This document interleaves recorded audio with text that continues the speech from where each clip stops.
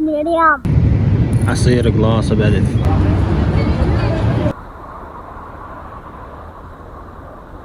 بغداد الحبيبة شارع حيفا وأجمل أجواء. شباب سنة 1973 اجى الإعلامي والصحفي عبد اللطيف الكمالي، نشر بالصحافة وبالجرايد وبالمجلات وقال أريد أسوي متنزه للعوائل وللشباب، واختاروا متنزه الزوراء. سابقا كان معسكر الوشاش اسمه ب700 دونم. خلونا ناخذ رحلة بأرخص الأسعار مدينة الزوراء السياحية بغداد. حياكم الله.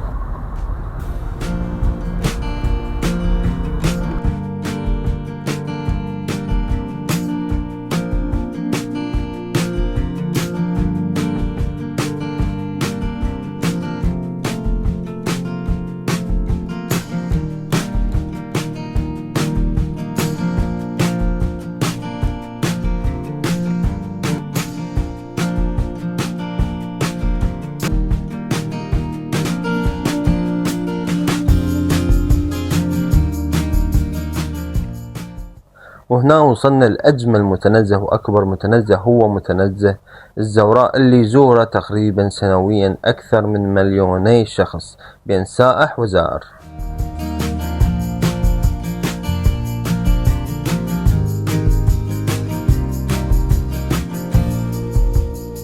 أكثر العوائل اللي جاي تسأل عن دخولية متنزه الزوراء هو للنفر 1000 دينار والأطفال مجانا.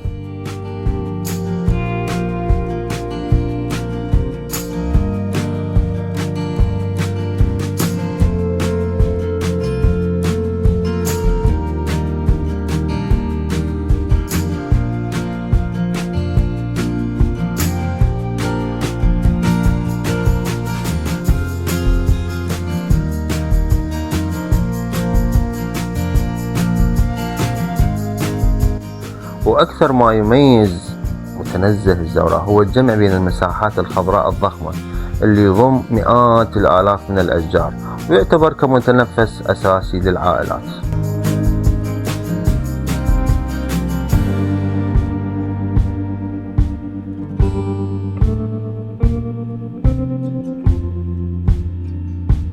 طبعا متنزه الزوراء هو أكبر متنزه بالعاصمة بغداد. جيت بجي طبعا بوقت متأخر حتى أصور براحتي، لأنه الزوراء يعني نادرا ما تكون فارغة. أكثر جيل اللي هو تونس بالزوراء هو جيل التسعينات.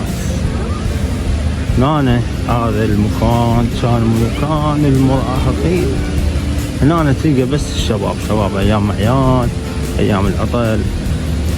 هنا تلقى قاعد حاط المناظر وكان مش بيده الرقم. وينهم جيل التسعينات؟ قولوا كذب. من هنا حديقة الحيوانات، من هنا حديقة الحيوانات، ومن هنا الألعاب. خل أصور لكم هذا ذاك ذيلا بالهواء.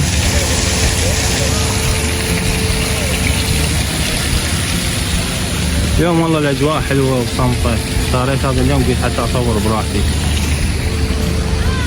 شباب احنا هسه بطريقنا لمدينة الألعاب، ان شاء الله اذا لحقنا نروح لحديقة الحيوانات.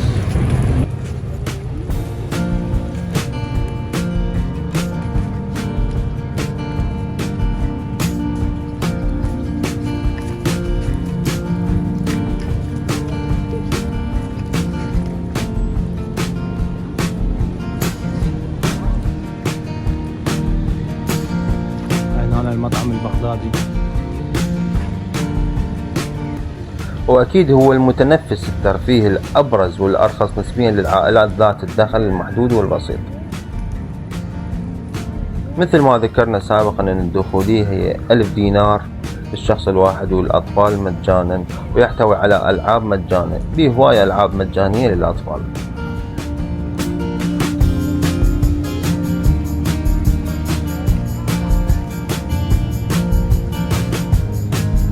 هذا القطار الحلو.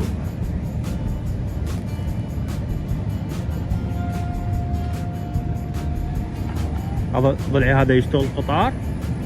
يشتغل؟ ليش النفر مالته؟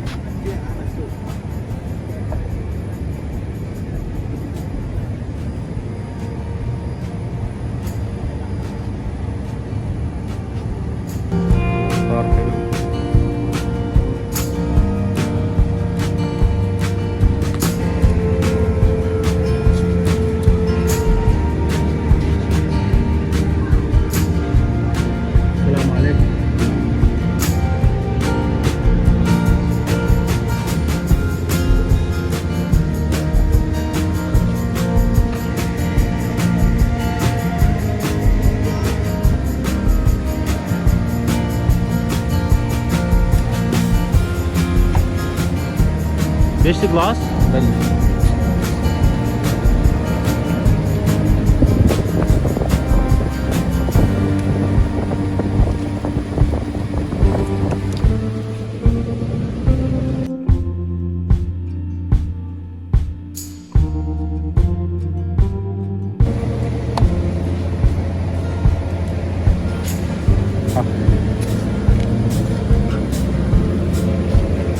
شكرا. وهنا جربنا العصير، والله عصير بارد، يعني أعطيه تقييم 9/10. شباب وما ننسى أنه متنزه الزوراء يحتوي على الكثير من المطاعم الشعبية وغير الشعبية وبأسعار جدا مناسبة.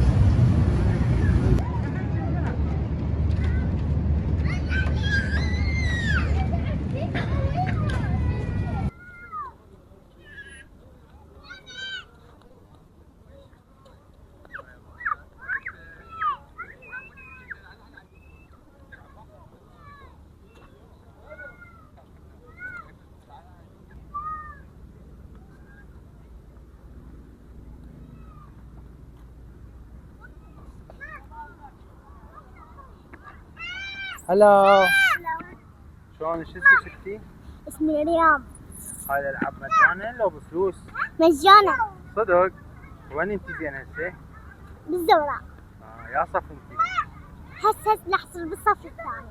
عشان يعني طلعتي ناجحة؟ اي.